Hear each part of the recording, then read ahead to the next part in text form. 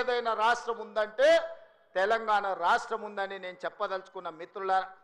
ఆనాడు కరెంటు లేక, కరెంటు ఉన్న రైతుల మీద కేసులు కట్టి, కరెంటు బిల్లుల కోసం పేలిపోతున్న ట్రాన్స్ఫార్మర్లు, కాలిపోతున్న మోటార్లు కష్టాలలో ఉంటే డాక్టర్ వైఎస్ రాజశేఖర రెడ్డి చేవెళ్ల నుంచి ఇచ్చాపురం వరకు పాదయాత్ర చేసి ఈ రైతాంగ కష్టాన్ని కన్నీళ్లను తూర్చడానికి దేశంలోనే మొదటిసారి ఉచిత కరెంట్ అనే గొప్ప పథకాన్ని తీసుకొస్తే ఈ రోజు భారతదేశంలో ఉన్న 100 కోట్ల రైతులకు వివిధ రాష్ట్రాలలో ఉచిత కరెంట్ వస్తుందంటే ఆనాడు చేవెళ్లలో కాంగ్రెస్ పార్టీ తీసుకున్న నిర్ణయం వల్ల ఈ రోజు 100 కోట్ల రైతులకు ఉచిత కరెంట్ అందుతుంది. ఆ పథకాన్ని తీసుకొచ్చింది కాంగ్రెస్ పార్టీ కాదా? ఒక్కసారి ఆలోచన చేయండి మిత్రులారా. ఉచిత కరెంటే కావచ్చు, కనీస మద్దతు ధరే కావచ్చు, 500 రూపాయల బోనసే కాదు, అప్పుల్లో మునిగిపోయి ఆత్మహత్యలకు పాల్పడుతున్న రైతుల కోసం రైతు రుణమాఫీ చేయాలన్న ఆలోచనతోని ఆనాడు డాక్టర్ మన్మోహన్ సింగ్ గారు ఒక్క కలం పొడితో 72,000 కోట్ల రూపాయల రైతు రుణమాఫీ చేసి దేశం మొత్తం మీద రైతులను రుణ విముక్తులు చేసిన చరిత్ర ఆనాటిదైతే, ఈనాటి ప్రజాపాలనలో ప్రతి రైతుకు 2 లక్షల రూపాయల వరకు రుణమాఫీ చేస్తామని ఆనాడు నేను సమ్మక్క సారలమ్మ సాక్షిగా ములుగు నియోజకవర్గం నుంచి పాదయాత్ర మొదలు పెడితే మా మిత్రుడు ఉప ముఖ్యమంత్రి వర్యులు బట్టి విక్రమార్క గారు బోధు శాసనసభ నియోజకవర్గం ఆదిలాబాదులో నుంచి ఖమ్మం వరకు పాదయాత్ర చేసినప్పుడు 2 లక్షల రూపాయల రుణమాఫీ చేస్తామని మాటిచ్చి నేను మా మిత్రుడు బట్టి విక్రమార్క గారు తెలంగాణ రైతాంగానికి మాట ఇస్తే సంవత్సరం తిరిగే లోపలనే 25,35,000 మంది రైతులకు 21,000 కోట్ల రూపాయల రైతు రుణమాఫీ చేసి రైతులను రుణ విముక్తులను చేసిన చరిత్ర ప్రజాపాలన కాంగ్రెస్ పార్టీది. ఈ రోజు దేశానికే మనం ఆదర్శంగా నిలబడ్డాం మిత్రులారా. ఇయాల ఆనాడు చెప్పిన మాటలు కాదు, చెప్పినవే అదే విధంగా ఈనాడు రైతు భరోసా పథకం 9 రోజుల్లో 9,000 కోట్ల రూపాయలు పోయినసారి రైతు ఖాతాలో వేసి తుమ్మల నాగేశ్వరరావు గారి అధ్యక్షతన రైతులకు రైతు భరోసా వేసినాం. ఈనాడు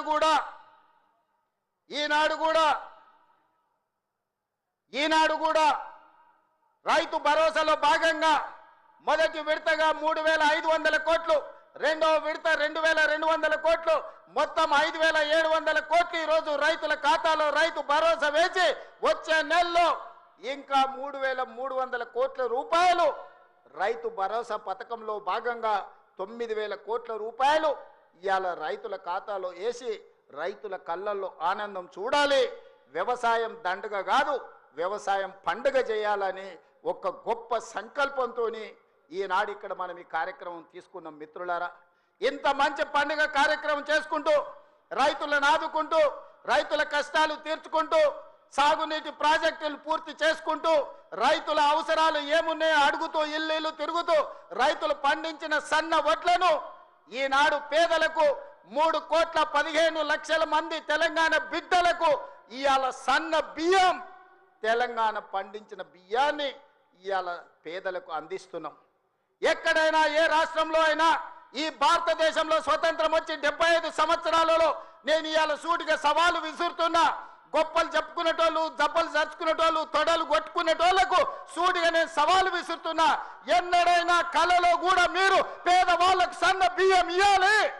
ఈ సన్న బియ్యం తల్లిదండ్రులు కన్న తల్లి తన బిడ్డకు, సంటి బిడ్డకు బుక్కెడు బువ్వ తినిపించే పథకం ఎన్నడైనా మీరు ఆలోచన చేసిండ్రా? మీరు గడీలలో ఉండి సన్న బియ్యం తింటుంటే, దావతులు చేసుకుంటుంటే, బిర్యానీలు తింటుంటే, పేదవాళ్లకు దొడ్డు బియ్యం ఇస్తే వాటిని తినలేక పశువులకు దానా పెడుతుంటే ఎప్పుడైనా మీకు వాళ్ళ పట్ల కనికరం కలిగిందా అని నేను అడుగుతున్నా.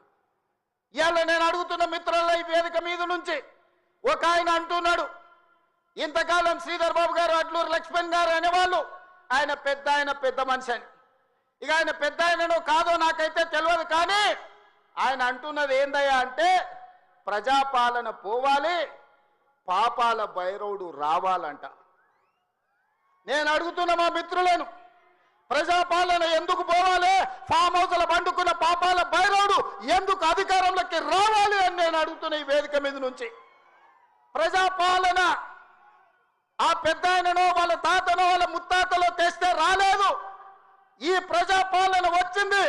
లక్షలాది మంది కాంగ్రెస్ పార్టీ కార్యకర్తలు త్యాగం చేసి తమ రక్తాన్ని చెమటగా మార్చి భుజాలు కాయలు కాసేలా మువ్వన్నెల జెండాను మోస్తే ఈనాడు ప్రజాపాలన వచ్చింది.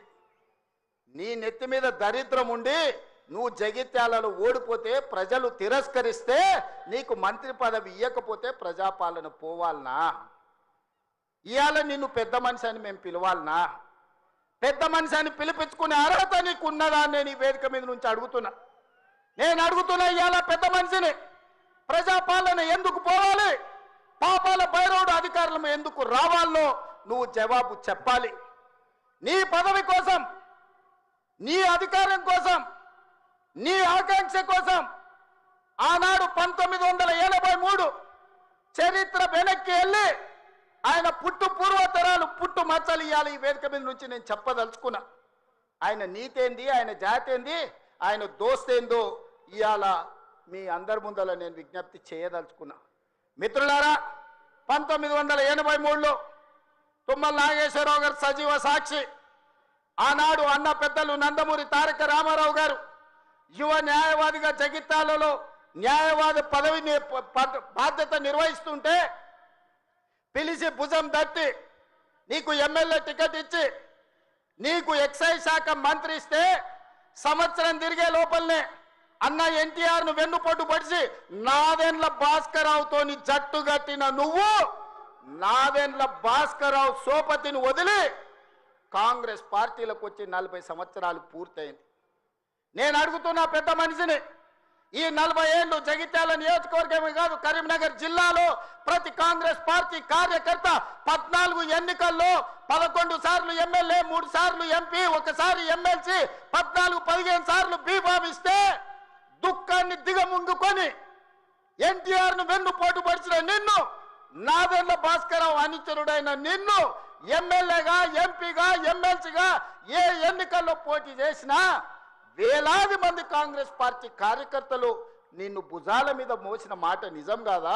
పల్లకిలో అసెంబ్లీకి పంపిన మాట నిజం కాదా? మిత్రులారా, 40 ఏళ్ళు నీ కోసం, నీ పదవి కోసం, నీ కుటుంబంలో జడ్పీటీసీ, ఎంపీపీ ఏ పదవి వచ్చినా నీ కుటుంబానికి ఇచ్చుకున్నా జగిత్యాల కాంగ్రెస్ పార్టీ కార్యకర్తలు మౌనంగా నీ కుటుంబానికి ఊడిగం చేసిన మాట నిజం కాదా? గ్రామంలో ఉన్నోడు గ్రామంలో ఉండాలి, మండలంలో ఉన్నోడు మండలంలో ఉండాలి, జిల్లాలో ఉన్నోడు నియోజకవర్గంలో ఉన్నోడు నియోజకవర్గంలో ఉండాలని పాపంది చేసింది నువ్వు కాదా? మొన్న నేను జగిత్యాల కార్యకర్తలను కలిస్తే ఒక్కొక్కరు తమ కష్టాలను మనసు విప్పి మాట్లాడుతుంటే నాకు ఆశ్చర్యపోయినా. గాంధీ భవన్ చూసి ఒక నాయకుడు చాలా సంవత్సరాల తర్వాత మెట్రోలో పోతుంటే గాంధీ భవన్ కనిపిస్తే ఆనందంతో కన్నీళ్లు గారిని ఆనంద బాష్పాలు గార్చిన మెట్రోలో నన్ను ఇట్లా గాంధీ భవన్ చూసిన మా నాయకుడు ఎన్నడూ నన్ను గాంధీ భవన్కు తీసుకుపోలేదని చెప్తుంటే నాకు నిజంగా మనసులో కలుక్కుమన్నది. ఇట్లాంటి కర్కోటకులైన నాయకులు ఉంటారా అని. అలాంటి నాయకుని కూడా జగిత్యాల ప్రజలు 14 సార్లు బీమా ఇస్తే ఎన్నో సార్లు ఓడిపోయినా వదలకుంటేనే ఆయన వెనకాల నిలబడి, ఆయన అండగా నిలబడి ఆయన భుజాల మీద మోస్తే ఒక్క ఏడాది పదవి లేకపోతే మీ గుండెల మీద దాన్ని మిమ్మల్ని మోసం చేసి పారిపోతాడా అని నేను అడుగుతున్న మిత్రులారా. ఇది న్యాయమా? ఇదేనా నీ జాతి, నీ నీతి? ఈ వయసులో నువ్వు 40 ఏళ్ళు నీ జెండా మోసి నిన్ను మోసిన కార్యకర్తల గుండెల మీద దాన్ని మోసం చేసి శత్రువు సంతను చేరుతావా? శత్రువు సంకలు చేరి ప్రజాపాలన పోవాలంటవా? ఇట్లాంటోడు పెడితే పెళ్లి కోరుకున్నాడంట, పెట్టకపోతే సావు కోరుకున్నాడంట. ఇంతకంటే ఉదాహరణ ఇంకేమన్నా ఉందా? నేను అడుగుతున్న పెద్ద మనిషిని, ఈ ప్రజాపాలన ఎందుకు పోవాలి? 10,000 కోట్ల రూపాయల ఆడబిడ్డలకు మహాలక్ష్మి పథకం ద్వారా ఆర్టీసీలో ఉచితంగా అమ్మవారిని దర్శించుకోవాలన్నా, అమ్మగారి ఇంటికి పోవాలన్నా మా అక్కలందరినీ ఆర్టీసీలో ఉచితంగా ప్రయాణం ఇచ్చినందుకు ప్రజాపాలన పోవాలనా? తెలంగాణ ఉద్యమంలో సమిధలైన శ్రీకాంతాచారి, వేణుగోపాల్ రెడ్డి, ఈశాన్ రెడ్డి, కానిస్టేబుల్ కిష్టయ్య ఆదర్శంగా మొదటి సంవత్సరంలోనే 70,000 ప్రభుత్వ ఉద్యోగాలు ఇచ్చి గ్రూప్ 1, గ్రూప్ 2, గ్రూప్ 3, గ్రూప్ 4 డాక్టర్లను, ఇంజనీర్లను 70,000 ప్రభుత్వ ఉద్యోగాలు ఇచ్చినందుకు ఈ ప్రజాపాలన పోవాలనా? ఆనాడు ఒరేస్తే ఉరేసుకున్నట్టే అని మాట్లాడిన నువ్వు నీ ఫామ్ హౌస్లో 150 ఎకరాలలో ఒరేసుకొని 4,200 రూపాయల క్వింటాలు అమ్ముకొని నువ్వుంటే రైతులు ఆత్మహత్యలు చేసుకుంటుంటే 8,000 కొనుగోలు కేంద్రాలను తెరిచి ఉత్తమ్ కుమార్ రెడ్డి గారు 2,58,00,000 మెట్రిక్ టన్నులు ప్రతి సంవత్సరం ఒడ్లు కొన్నందుకు ప్రజాపాలన పోవాలనా? సన్నబియ్యం సన్న ఒడ్లు వండించి సంటి పిల్లలకు సన్నబియ్యం తినిపిస్తున్నందుకు ప్రజాపాలన పోవాలనా? 3,15,17,00,000 మంది ఈరోజు సన్నబియ్యం తింటున్నందుకు ప్రజాపాలన పోవాలనా? ఇవాళ పేదవాళ్ళు డబుల్ బెడ్రూమ్ ఇల్లు లాంటివి, డబ్బా ఇండ్లు వద్దంటివి, కొడుకు కోడలు ఉంటే ఏడ ఉంటారంటివి, అల్లుడు బిడ్డ పండుగకు వస్తే ఏడవంటారంటివి, కుక్క పిల్ల గొర్రె పిల్ల ఉంటే ఏడ కట్టేయాలంటివి. నేను అడుగుతున్న ఈడు ఉన్న మా యువకులను, మీ ఊర్లో డబుల్ బెడ్రూమ్ ఇల్లు వచ్చిందా? ఆ దరిద్రుడు మీకు ఇల్లు ఇచ్చిందా? 10 ఏళ్ళు మీకు ఇల్లు ఇవ్వలే కానీ ఎర్రవల్లి ఫామ్ హౌస్లో 1000 ఎకరాలలో ఆయన గడి నిర్మించుకున్నాడు. జన్వాడలో కొడుకు ఫామ్ హౌస్ నిర్మించుకున్నాడు. మోయినాబాద్లో తాటి చెట్టు నిర్మించుకున్నది. శంకర్పల్లిలో ఆయన బిడ్డ నిర్మించుకున్నారు ఫామ్ హౌస్. ఉండడానికి గడిగా ప్రగతి భవన్ కట్టుకున్నాడు. వాస్తు సక్క లేదని సచివాలయాన్ని కట్టుకున్నాడు. మీ పేదలకు ఎవరికన్నా ఇల్లు ఇచ్చిండా? సంవత్సరానికి 2 లక్షల ఇల్లు ఇచ్చుంటే కూడా పేదలకు ఈ 10 ఏళ్లలో 20 లక్షల మంది పేదలు ఈరోజు ఇల్లు కట్టుకునేటోళ్ళు కదా. తండాలలో, గూడాలలో, మారుమూల పల్లెల్లో